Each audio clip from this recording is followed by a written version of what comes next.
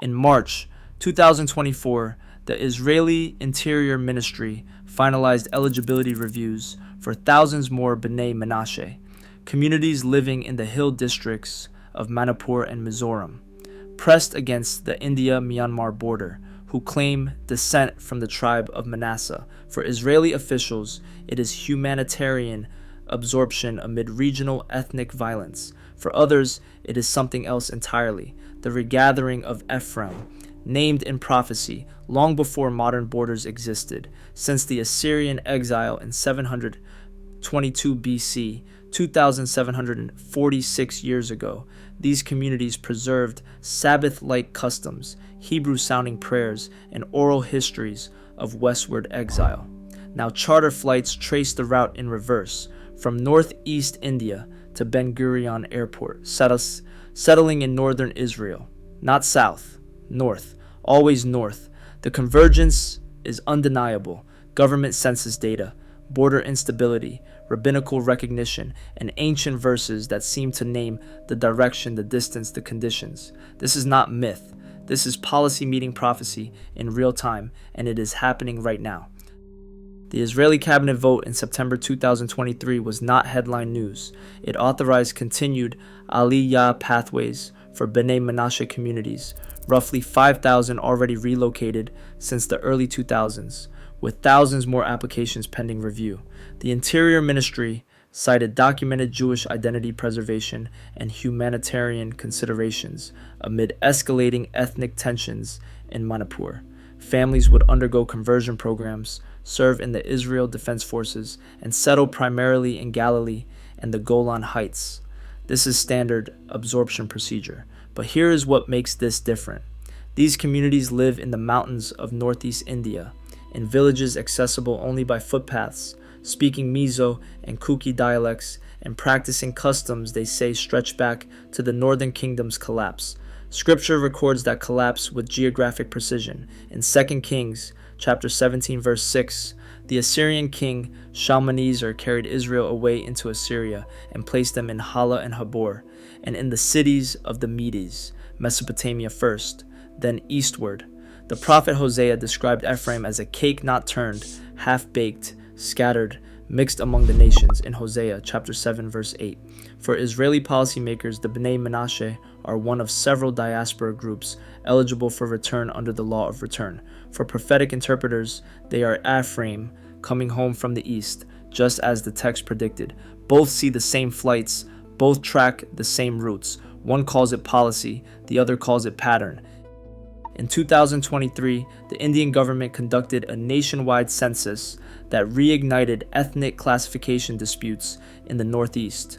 Border villages east of Bangladesh found themselves categorized under majority tribal designations, erasing distinct identities. For the B'nai Menashe, it raised an urgent question: who would preserve their claim to Jewish descent if the state did not recognize their distinctiveness? Israeli rabbinate researchers, who had been interviewing community elders since the 1980s, accelerated their documentation efforts. What they found were handwritten genealogies, oral histories naming Jerusalem, festivals aligned to the biblical calendar, despite having had no contact with global Jewry for centuries. Rabbi Eliyahu Avichai, founder of Amishav, first investigated these communities in the 1980s and concluded they showed remarkable preservation of Israelite customs. The rabbinate officially recognized them in 2005, but the census threatened to bureaucratically erase what had survived exile. This mirrors an ancient pattern. When the United Kingdom split after Solomon's death, the northern tribes became vulnerable. 1 Kings 11:31 records the prophet Ahijah tearing his garment into 12 pieces, giving 10 to Jeroboam and declaring that he would give 10 tribes to Jeroboam. Tribal identities, once divinely established, were fractured by empire and politics. The question then, as now, is who preserves the names when the nation dissolves? For historians, it is about documentation. For believers, it is about covenant memory. God does not forget his own, even when empires do. You are watching two interpretations of the same data. One lens is that of Israel's Strategic Affairs Ministry, which views the B'nai Menashe as a demographic asset, educated, motivated communities willing to settle in contested, northern regions where population density matters. The conversion programs ensure religious conformity. The IDF service ensures integration. The northern placement ensures strategic value. It is immigration policy shaped by security needs. The other lens is Ezekiel 37, verse 16. The prophet is commanded to take 2 sticks, one for Judah and one for Joseph, the stick of Ephraim, and join them into one. They shall become one in thine hand. For prophetic readers, the Bnei Manasseh represent Ephraim's stick, separated since 722 BC, now being rejoined to Judah's stick in the land. The split stick becoming one is not metaphor. It is migration routes, government approvals, settlement construction. Both interpretations coexist without contradiction. The Israeli government does not dispute the prophetic reading, it simply operates on practical grounds. The believers do not dispute the policy mechanics. They see divine orchestration through bureaucratic procedure. What is undeniable is this already happened once. The Babylonian exile in 586 BC scattered Judah, and 70 years later Cyrus the Persian authorized return. Ezra and Nehemiah rebuilt Jerusalem. That return was both political decree and prophetic fulfillment. No one then said, choose one explanation. Both were true. The pattern holds now. Policy and prophecy are not enemies. They are layers of the same reality. And the convergence, it keeps accelerating. In 722 BC, Sargon II of Assyria besieged Samaria, the capital of the northern kingdom. The siege lasted 3 years. When the walls fell, the Assyrian Empire executed its standard protocol, mass deportation. 2 Kings chapter 17 verse 6 lists the resettlement. The king of Assyria took Samaria, carried Israel away into Assyria, and placed them in Hala, in Habor by the river of Gozan, and in the cities of the Medes. These were not nearby relocations. Hala and Habor lay in upper Mesopotamia, near modern-day Iraq and Syria. The Medes occupied territory in what is now northwestern Iran. The 10 northern tribes, Ephraim, Manasseh, Reuben, Gad, Asher, Naphtali, Issachar, Zebulun, Dan, and parts of Levi, vanished from the biblical narrative. They became the lost tribes, a historical mystery spanning 2,700 years. But deportation was not extermination. The Assyrians needed laborers, soldiers, taxpayers. The tribes scattered, yes, but they moved eastward along established trade routes, following rivers, crossing mountain ranges, and settling in distant regions where empires could not track them. Some intermarried, some preserved identity, some forgot entirely. Josephus, the first century Jewish historian, wrote that the 10 tribes are beyond the Euphrates until now, and are an immense multitude beyond the Euphrates, eastward into Central Asia. The archaeological record goes silent after Mesopotamia, but the migration pattern does not stop. Communities kept moving, following the Silk Road, crossing the Hindu Kush, and settling in the Himalayan foothills. They never came back, until now. And that is where the pattern turns from history into prophecy. The eastward drift followed geography, not prophecy, at least not consciously. Exiled communities moved where survival allowed, along rivers, through mountain passes, into regions where empires did not pursue them.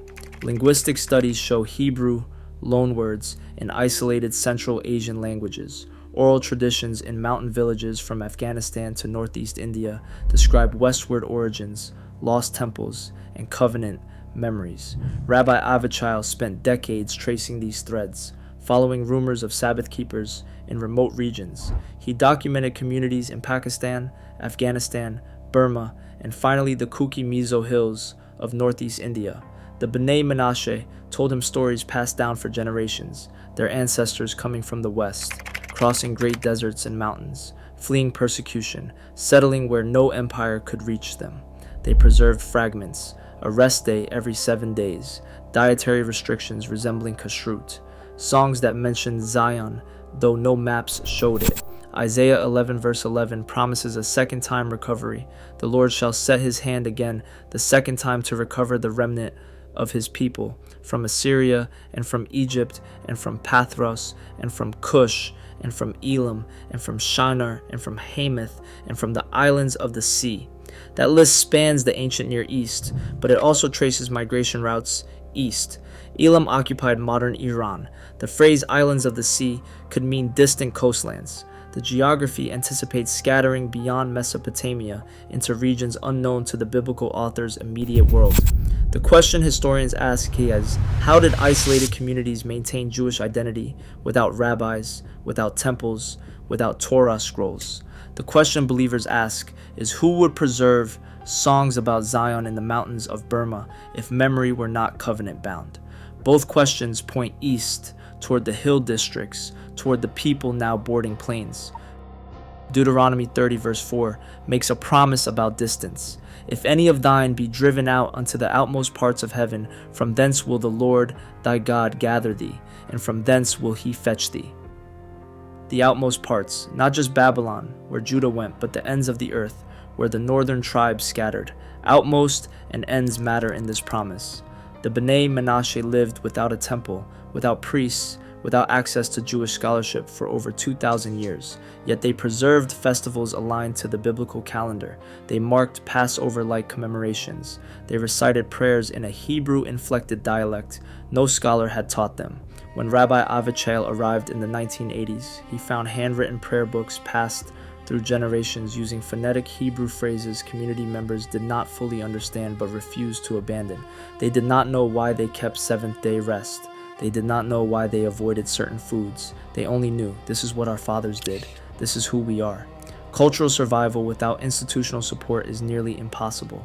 Languages die within 3 generations without written reinforcement. Religious practices fade without clergy. Yet here were communities practicing traditions they could not explain in regions where no Jewish presence existed for centuries. For anthropologists, it is a case study in oral tradition resilience. For believers, it is covenant memory, identity preserved beyond reason, beyond institution, because the promise named them before their exile began. The prophet did not need to see their villages. He only needed to name the pattern, scattered to the ends, remembered nonetheless, brought back when the time came. And the time, Israeli officials say, it is about humanitarian need and strategic settlement. Prophetic readers say it is about Deuteronomy's promise reaching fulfillment. Both agree they are coming home. In the 1990s, genetic studies began examining Jewish diaspora populations, searching for shared ancestry markers. Researchers studied Ethiopian Jews, Yemenite Jews, Ashkenazi, and Sephardic communities, testing for Levantine genetic signatures. Some studies extended to the Bnei Menashe, looking for Middle Eastern DNA markers. Results were mixed. Some samples showed genetic affinity with Middle Eastern populations. Others showed more South Asian admixture, suggesting centuries of intermarriage. The studies were not conclusive. Population genetics over 2,700 years becomes complex, with so many variables that definitive claims are impossible. But here is what shifted the Israeli rabbinate decision. DNA was not the primary criteria. Instead, rabbis focused on documented practice, verifiable customs, oral histories, community structure, and willingness to undergo formal conversion. As Rabbi Avichail noted, even if they lacked genetic proof, their traditions and commitment to Jewish identity warrant recognition. The Israeli chief rabbinate accepted this reasoning in 2005. Decision and practice mattered. Jeremiah 31 verse 8 describes the return. Behold, I will bring them from the north country, and gather them from the coasts of the earth, and with them the blind and the lame, the woman with child, and her that travaileth with child together. A great company shall return thither. A great company, not genetically pure, not perfectly preserved, but gathered nonetheless. Gathered is the point. For geneticists, the mixed DNA reflects historical reality.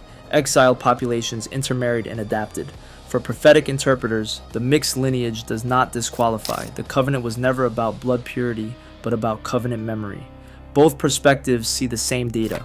One focuses on genetic markers, the other focuses on prophetic markers, and the Israeli government focuses on integration markers, conversion completion, Hebrew fluency, Israel Defense Forces readiness. The planes keep flying, the settlements keep filling, And the prophecy? It never required DNA tests.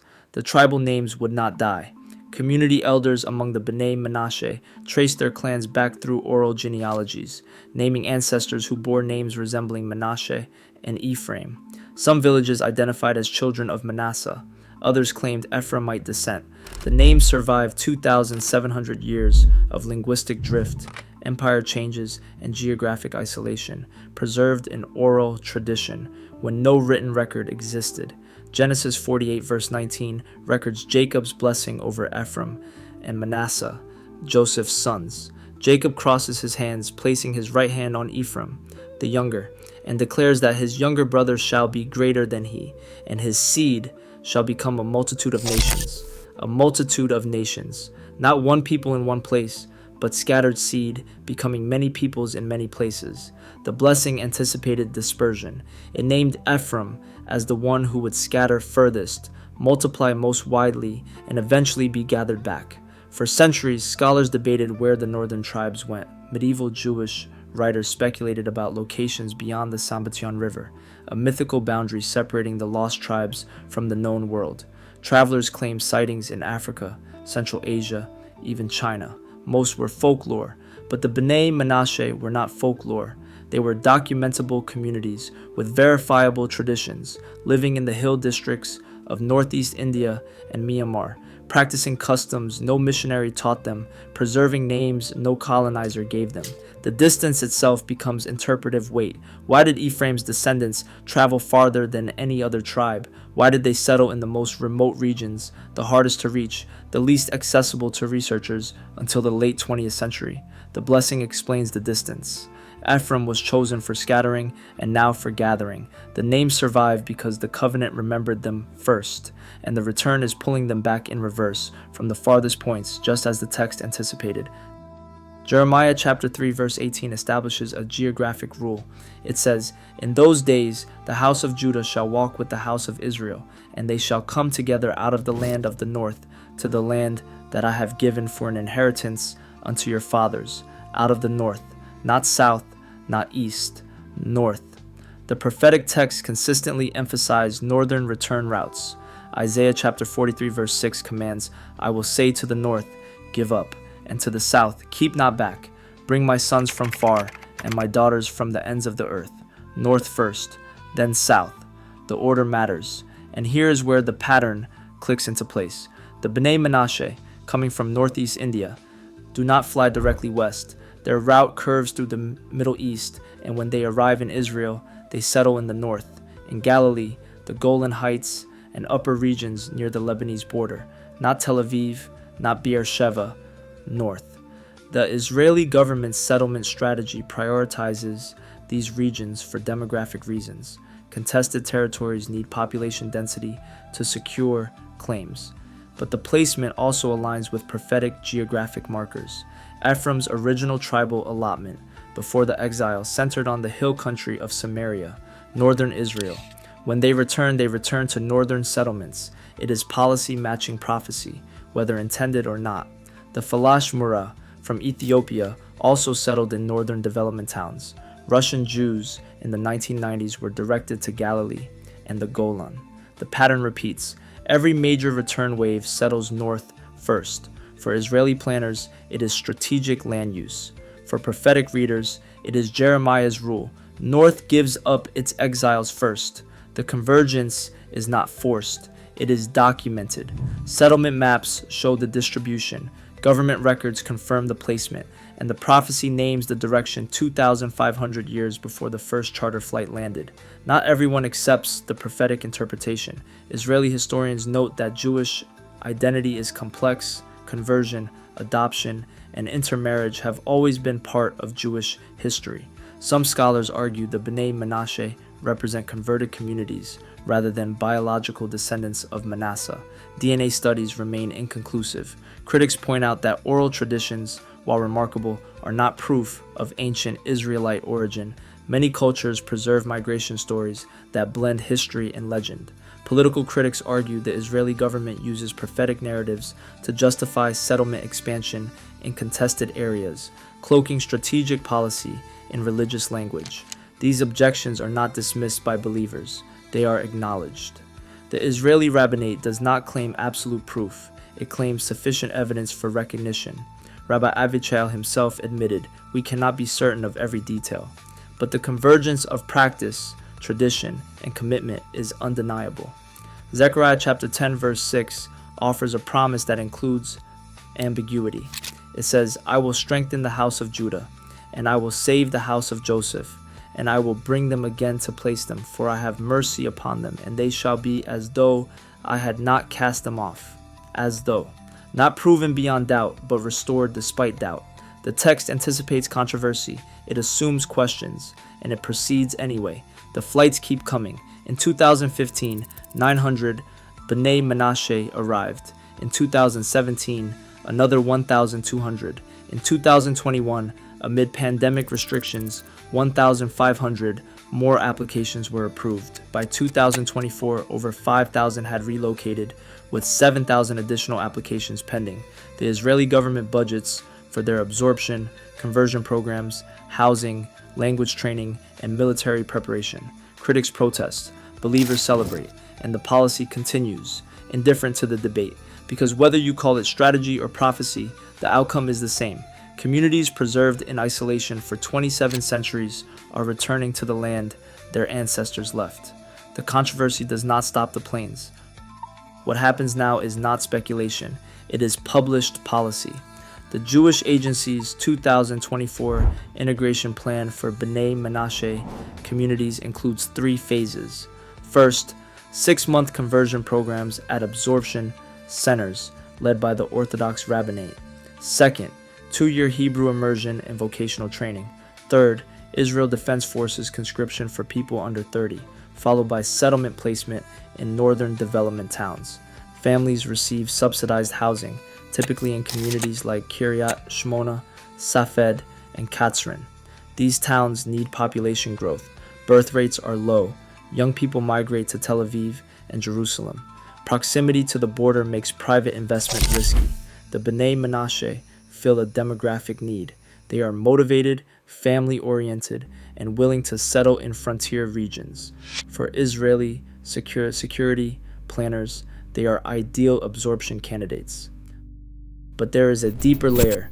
Amos 9:14 promises restoration with specific detail. It says, "I will bring again the captivity of my people of Israel, and they shall build the waste cities, and inhabit them, and they shall plant vineyards and drink the wine thereof, and they shall also make gardens and eat the fruit of them. Build waste cities, inhabit them." These northern towns are not waste in the literal sense, but they are underpopulated, economically stagnant, and strategically vulnerable.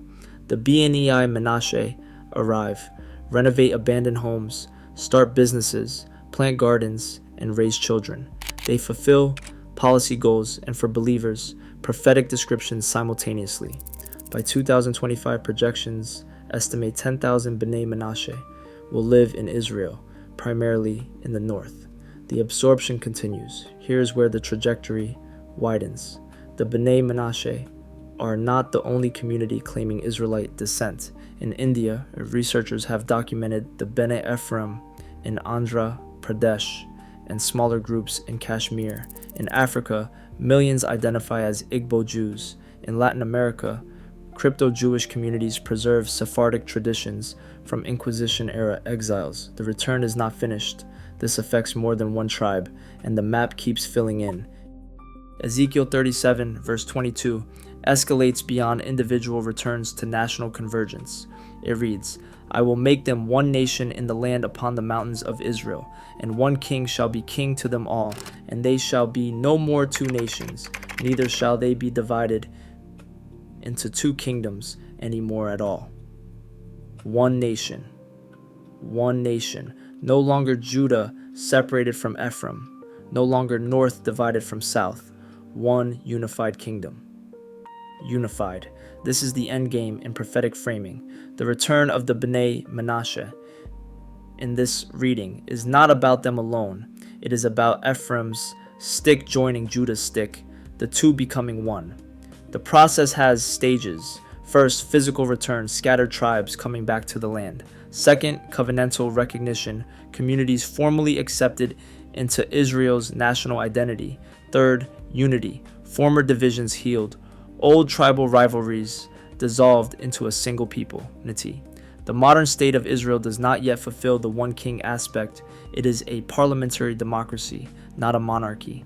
Believers acknowledge this openly. They frame the current ingathering as preparatory, setting the stage for a future fulfillment when Messiah establishes unified rule. Messiah. For now, the pieces assemble. Judah, represented by Jewish communities, historically descended from the southern kingdom, already occupies the land.